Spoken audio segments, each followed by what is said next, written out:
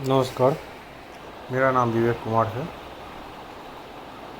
मैं सहायक प्राध्यापक के रूप में एमएनटी कॉलेज सहरसा में इतिहास विभाग में कार्यरत हूँ। आज की इस ई लर्निंग कक्षा में आप सबों का स्वागत है। आज हम लोग अपने इस ई लर्निंग कक्षा में प्राचीन भारत से संबंधित टॉपिक सिंधु नदी घाटी की सभ्यता के कुछ प्रमुख प्रश्नों पर चर्चा करेंगे। यह टॉपिक प्राचीन भारतीय इतिहास से संबंधित है, जो सिंधु नदी घाटी सभ्यता शीर्षक के अंतर्गत आता है। इस शीर्षक के अंतर्गत हम लोग सिंधु नदी घाटी सभ्यता के पतन से संबंधित विभिन्न मतों पर चर्चा करेंगे। मतलब कि इस सभ्यता का विनाश कैसे हुआ, इस बारे में आज हम लोग जानेंगे कि इस बारे में इतिहासकार क्या कहते हैं।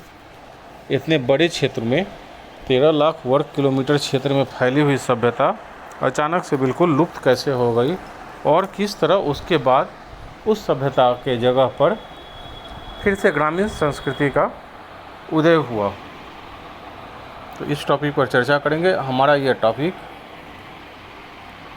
बीएन मंडल विश्वविद्यालय के बीए फर्स्ट ईयर मतलब स्नातक प्रथम वर्ष के पाठ्यक्रम में शामिल है। साथ ही यह स्नातकोत्तर स्तर पर भी मतलब पीजी स्तर पर भी पीजी फर्स्ट सेमेस्टर में भी शामिल है। पीजी फर्स्ट सेमेस्टर के पत्र संख्या 2 में इससे संबंधित चर्चा की गई है। तो आज हम लोग इस बात पर चर्चा करते हैं, अपनी चर्चा की शुरुआत करते हैं कि सिंधु सभ्यता का विनाश किस प्रकार हुआ। 2300 से 1700 ईस्वी पूर्व जो यह सभ्यता अपने पूरे नगरीय सभ्यता के रूप में विद्यमान थी, अचानक से कैसे लुप्त हो गई, कैसे ये पतन की ओर जाने लगी। इतने बड़े क्षेत्र में फैली हुई नगरीय सभ्यता जो अपने समकालीन विश्व में सबसे श्रेष्ठ नगरीय सभ्यता के रूप में थी, इसका ह्रास किस प्रकार हुआ, इसके बारे में चर्चा करते हैं। पहले भी हम लोग पढ़ चुके हैं कि यह लगभग 13 लाख वर्ग किलोमीटर क्षेत्र में, भारत और पाकिस्तान के बड़े हिस्से में लगभग 13 लाख वर्ग किलोमीटर क्षेत्र में फैली हुई थी। उत्तर में इसका सिरा जम्मू कश्मीर राज्य तक इसका फैलाव था। दक्षिण में यह महाराष्ट्र तक इसका फैलाव पाया जा रहा है। पूर्व में उत्तर प्रदेश से लेकर पश्चिम में यह पश्चिम पाकिस्तान बलूचिस्तान प्रांत तक इसका फैलाव था। इतने बड़े क्षेत्र में फैली हुई सभ्यता धीरे धीरे लुप्त हो गई, नष्ट हो गई और इसकी जगह धीरे धीरे आर्य सभ्यता का विकास होता है, जो पुनः ग्रामीण सभ्यता के रूप में आकर धीरे धीरे द्वितीय नगरीकरण के दौर में मतलब फिर से शहरीकरण का दौर आया, जिसको हम लोग भारतीय इतिहास में द्वितीय नगरीकरण का काल कहते हैं, जो आर्यों के द्वारा स्थापित था, वहाँ तक पहुँचती है। प्रथम नगरीकरण का काल सिंधु सभ्यता के लोगों के द्वारा, प्रथम नगरीय सभ्यता सिंधु नदी घाटी के लोगों के द्वारा बनाया गया, बसाया गया। तो यह प्रथम सभ्यता का विनाश कैसे हुआ, इस पर आज हम लोग अपनी चर्चा की शुरुआत करते हैं। इसके बारे में इतिहासकारों का अलग अलग मत है। किसी एक सर्वमान्य मत पर इतिहासकार सहमत नहीं है और शायद इतने बड़े क्षेत्र में फैले हुए सभ्यता का अंत किसी एक कारण से हो भी नहीं सकता है। अलग अलग क्षेत्रों के हिसाब से इसके अलग अलग कारण रहे होंगे। तो इतिहासकार अपने अपने साक्ष्यों के आधार पर, अपने अपने तर्कों के आधार पर अपनी बातों का विश्लेषण करते हैं, अपने मत का विश्लेषण करते हैं, अपने बातों को सामने रखते हैं। इसमें 2 सिद्धांत उभर कर सामने आते हैं। इतिहासकारों का एक वर्ग यह मानता है कि इस सभ्यता का पतन जो है वो अचानक से हुआ, मतलब कोई ऐसी घटना थी जिसके कारण यह सभ्यता इसकी नगरीय स्वरूप में अचानक से गिरावट आनी शुरू हो गई, या यह स्वरूप नष्ट हो गया और पुनः ग्रामीण संस्कृति के रूप में बदल गया, नगरीय विशेषताएं इसकी लुप्त हो गई या आबादी का विस्थापन हो गया। तो इसके पीछे वो जोड़ देते हैं कि आकस्मिक पतन मतलब अचानक से घटने वाली कोई ऐसी घटना हो जिसने सभ्यता के स्वरूप पर प्रभाव डाला। और वहीं इतिहासकारों का एक वर्ग यह मानता है कि यह सभ्यता इतने बड़े क्षेत्र में फैली हुई थी, इसका अचानक से पतन नहीं हो सकता है, बल्कि इसका धीरे धीरे पतन, क्रमिक पतन हुआ होगा। क्रमिक पतन का सिद्धांत वो देते हैं, मतलब ये धीरे धीरे उजरी होगी और इसके पीछे भी अलग अलग कारण रहे होंगे। तो हम लोग क्रम से बारी बारी से दोनों सिद्धांतों पर चर्चा कर लेते हैं। पहला मत सामने आता है विदेशी आक्रमण का कारण, मतलब आकस्मिक मत के सिद्धांत को जो सामने लाते हैं वो मानते हैं कि विदेशी आक्रमण जो है उसके कारण इस सभ्यता का नष्ट हो गया। बाहर से लोगों ने इस पर हमला किया और यहाँ के लोग हार गए और विजित लोग, जो लोग जीते होंगे, उन्होंने इस सभ्यता के लोगों को मारकर यहाँ से हटा दिया होगा, ख़त्म कर दिया होगा, इस सभ्यता के स्वरूप को नष्ट भ्रष्ट कर दिया होगा। जैसे वो लोग मानते हैं कि आर्य इस क्षेत्र में जब फैले होंगे, जो आए होंगे, तो वे लोग अपने रास्ते में बाधक बने, सिंधु सभ्यता के प्राचीन लोगों को युद्ध में पराजित करके नष्ट कर दिए होंगे बहुत सारे जगहों पर। इसके लिए वे अपने तर्क में, अपने पक्ष में पुरातात्विक और साहित्यिक दोनों चीज़ों को सामने लाते हैं। पुरातात्विक स्रोतों में वे कहते हैं कहीं कहीं कटे हुए लोगों के अस्थि पंजर मिले हैं। जैसे लगता है कि भागते हुए मोहनजोदड़ो से प्राप्त सब जो हैं उन पर किसी धारदार हथियार से हमले के चिन्ह मिले हैं, जिससे साबित होता है कि इनके ऊपर किसी धारदार हथियार से हमला किया गया होगा और इसे मार डाला गया होगा। तो इस तरह के साक्ष्यों के आधार पर इतिहासकार का एक वर्ग मानता है कि विदेशी आक्रमण ही सभ्यता के पतन के लिए जिम्मेवार होगा। और साहित्यिक स्रोत के रूप में वे इंद्र देवता को पुरंदर, ऋग्वेद में इंद्र को पुरंदर मतलब किलों का संहारक कहा गया है। इसी तरह ऋग्वेद में हरियूपिया शब्द का भी उल्लेख है, जिसको इन इतिहासकारों ने हड़प्पा से जोड़ा है और ये कहा है ये पुरंदर के रूप में इंद्र, जो उनके देवता थे, ऋग्वैदिक देवता थे, सबसे महत्वपूर्ण देवता थे, जिसको किलों का संहारक बताया गया। तो ये किला जो दुर्ग हड़प्पा के क्षेत्र में पाया गया, हड़प्पा के नगरों की विशेषता थी दुर्गीकृत शहर, मतलब शहर चारों तरफ दुर्ग से घिरा हुआ होता था। तो इसको तोड़ने वाला इंद्र देवता ने इन दुर्गों को नष्ट कर दिया, इस जगह को, इन शहरों को नष्ट कर दिया।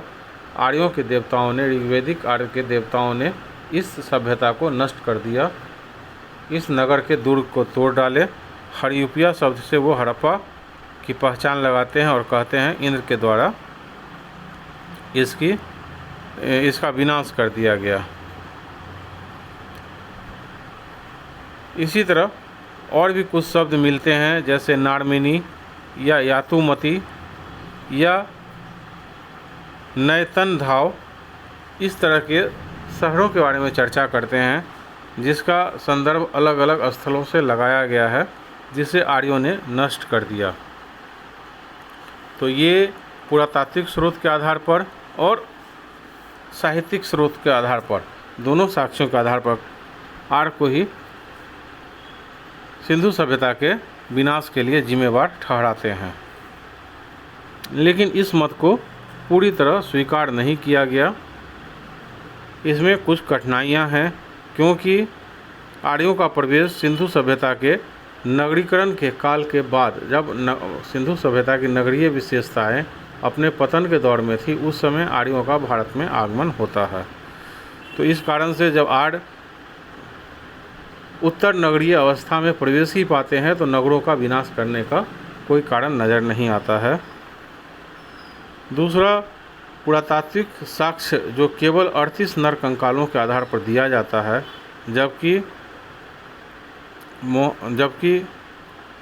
सिंधु सभ्यता जो 13 लाख वर्ग किलोमीटर क्षेत्र में फैली हुई सभ्यता है, इतने बड़े क्षेत्र में केवल 38 नर कंकाल मोहनजोदड़ो से जो प्राप्त हुए हैं, जो कटे हुए पाए गए हैं, उसके आधार पर किसी बड़े नरसंहार की कल्पना नहीं की जा सकती है।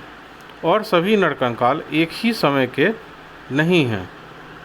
इसके अलावा अगर आर्य सिंधु सभ्यता के काल में प्रवेश पाते हैं तो सिंधु सभ्यता से तलवार, भाले या इस तरह के कोई हथियार, अस्त्र शस्त्र नहीं पाए जाते हैं,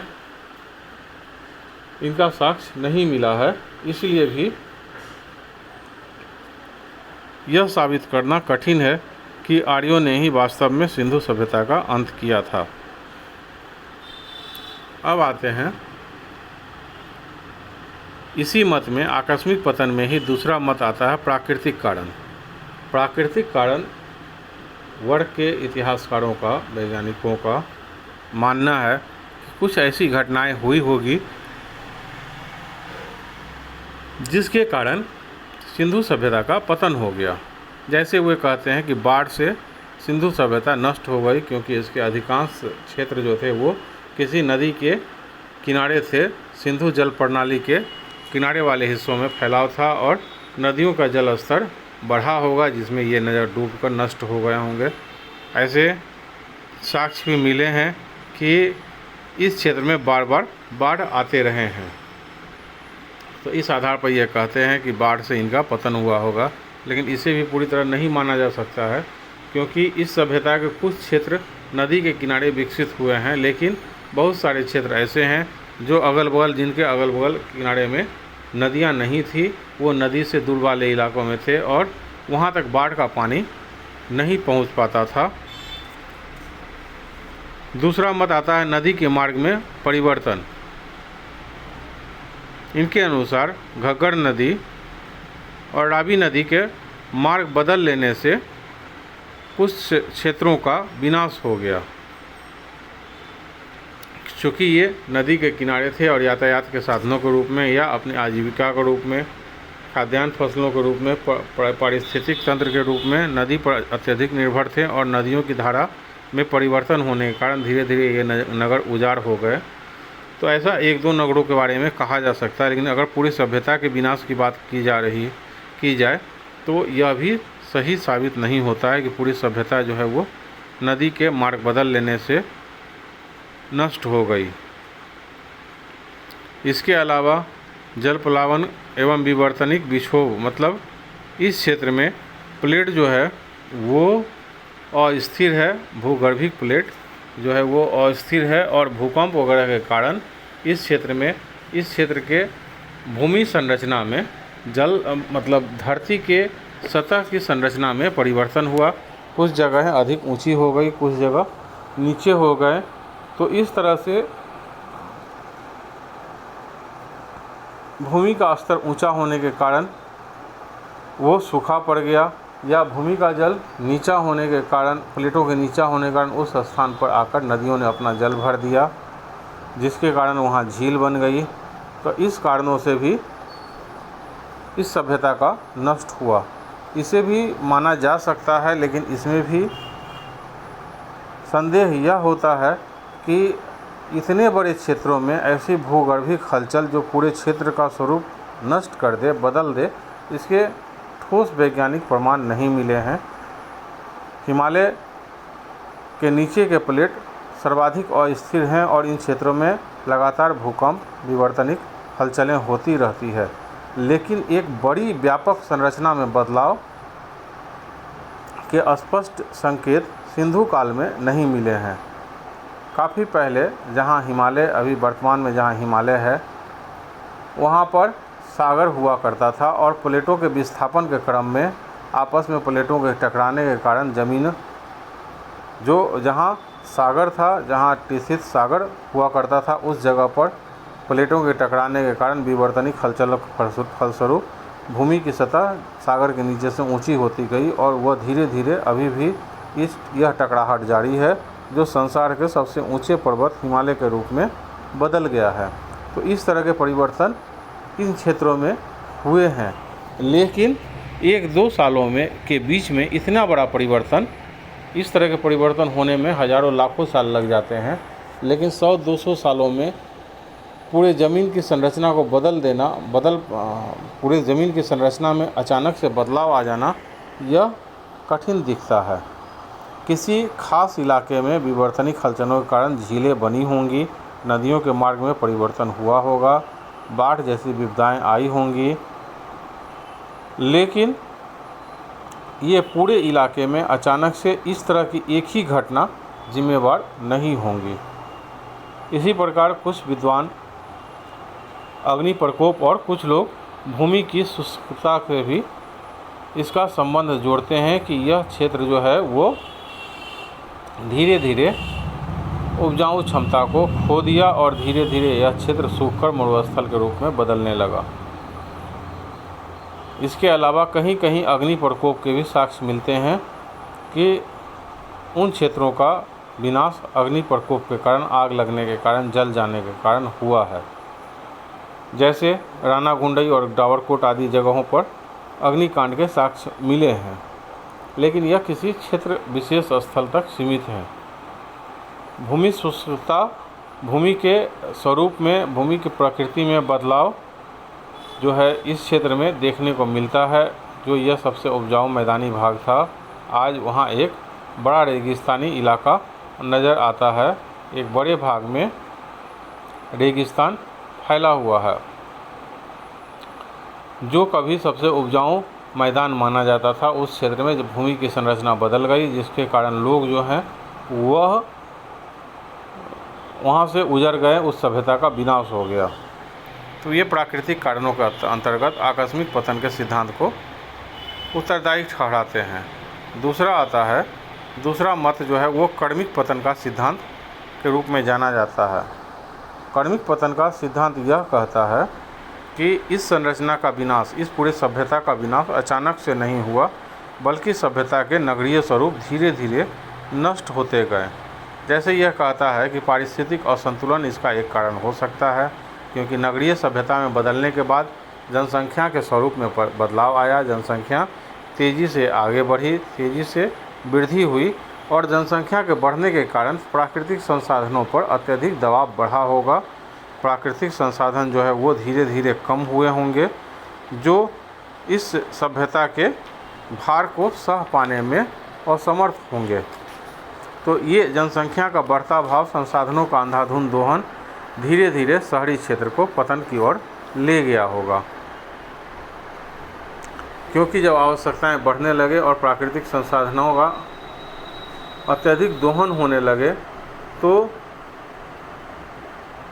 प्राकृतिक अस्थिरता उस क्षेत्र की विशेषताओं को नष्ट करने लगती है और धीरे धीरे वो रहने के योग्य नहीं रह जाता है।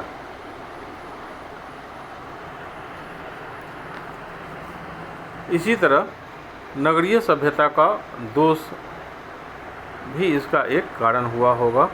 धीरे धीरे सभ्यता जब अपने पूर्ण विकसित विकास के दौर में पहुंच गई, पूर्ण विकसित स्वरूप को प्राप्त कर ली, तो धीरे धीरे नगर नियोजन में ह्रास देखने को मिलता है, सड़कों के अतिक्रमण को देखने को मिलता है, जलापूर्ति और जल निकास प्रणाली में बाधा देखने को मिलती है, व्यापार वाणिज्य के क्षेत्र में गिरावट देखने को मिलती है। धीरे धीरे यह सभ्यता नष्ट होती जा रही है, मतलब अपने नगरीय स्वरूप को खो रही है और आजीविका के तलाश में, नए संसाधनों के तलाश में, नए मौक़ों के तलाश में लोग नगर से निकलकर धीरे धीरे अगल बगल के क्षेत्रों में फैलने लग गए। तो ये कारण भी इस शहरी सभ्यता के पतन को दर्शाता है। आधारभूत तत्वों में असंतुलन, जब जनसंख्या और प्राकृतिक संसाधनों के दोहन में असंतुलन पैदा होने लगा, तो यह सभ्यता अपने नगरीय स्वरूप को खोती गई। कुल मिलाकर तथ्य यह है कि कोई भी वस्तु जब अपने चरमोत्कर्ष को प्राप्त कर लेती है तो फिर धीरे धीरे पतन की ओर जाती है।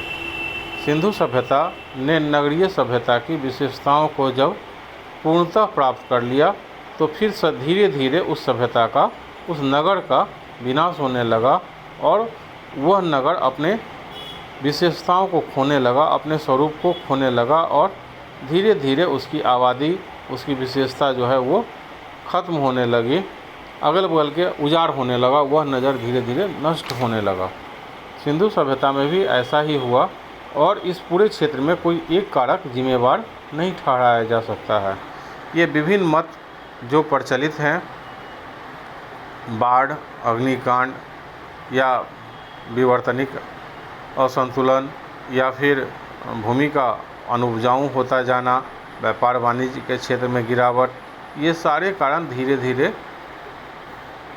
अलग अलग क्षेत्रों में उत्तरदायी होंगे और इस सभ्यता का नगरीय स्वरूप को नष्ट कर दिए होंगे। इस बात पर विशेष रूप से गौर करना है कि सभ्यता के नष्ट होने का मतलब यह नहीं होता है कि उस सभ्यता के सारे लोग मारे गए, सारे लोग नष्ट हो गए, बल्कि सभ्यता के नष्ट होने का मतलब यह है कि सभ्यता अपने मूल स्वरूप को खो बैठी, जो उसकी विशेषता थी, नगरीय जीवन विशेषता से वो विशेषता वह खो बैठी और धीरे धीरे पुनः एक ग्रामीण संस्कृति के रूप में, क्षेत्रीय संस्कृति के रूप में उभार पाने लगी, बदलने लगी। विभिन्न क्षेत्रों में वो अलग अलग संस्कृति, क्षेत्रीय संस्कृति के रूप में उसका उभार होता है और वह अपने मूल नगरीय विशेषताओं को खोकर उसके कुछ विशेषताओं को, जैसे आर्थिक या धार्मिक विशेषताओं या सामाजिक विशेषताओं को जिंदा रखती है और साथ में अपने क्षेत्रीय संस्कृति के साथ तालमेल बैठाते हुए उसके स्वरूप में परिवर्तन भी करती है। तो आज हम लोगों ने सिंधु सभ्यता के पतन से संबंधित चीज़ों पर चर्चा की कि किस प्रकार इस सभ्यता का पतन हुआ। अगले क्लास में फिर नए टॉपिक पर हम लोग चर्चा करते हुए मिलेंगे। धन्यवाद।